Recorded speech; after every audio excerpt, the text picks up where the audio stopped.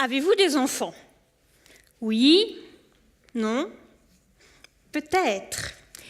Ben moi, je sais que j'en ai un, ici même.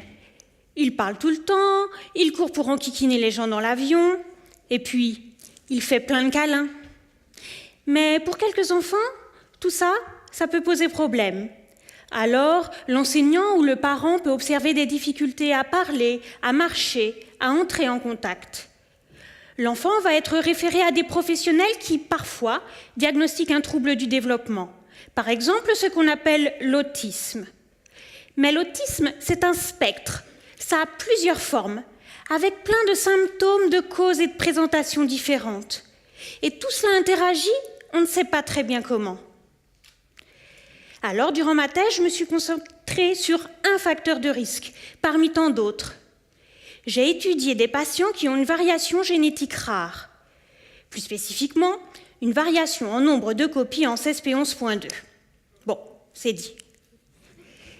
Mais en fait, ce CESP11.2, ça concerne le chromosome numéro 16, sur son petit bras, à l'endroit 11.2.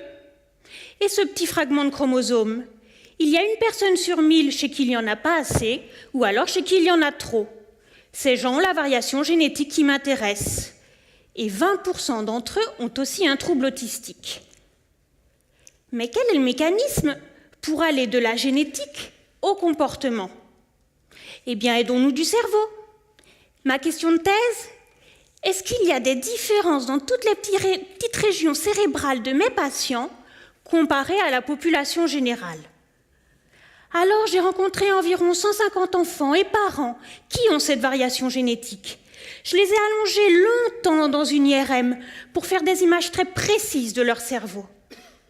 Grâce à eux, j'ai montré que des régions clés du cerveau, des régions associées a priori aux émotions, d'autres au langage, sont plus grosses en moyenne chez certains de mes patients et d'autres régions sont plus petites comparées à la population générale. Et tout ça en fonction de la quantité de ce petit fragment de chromosome. Et puis je me suis demandé, mais ces différences sont déjà là chez les tout petits? Eh bien oui, j'ai montré que de 4 ans à 20 ans, et puis tout au long de la vie, la variation génétique a des effets importants sur le cerveau. Alors ces variations rares au nom un peu bizarre, elles peuvent nous aider à mieux comprendre les mécanismes impliqués dans l'autisme le plus précocement possible. C'est une sorte de modèle clinique pour essayer de mieux comprendre ces enfants, anticiper leurs difficultés, savoir s'adapter, offrir un traitement personnalisé. Parce qu'ils ont le droit de nous enquiquiner dans l'avion eux aussi.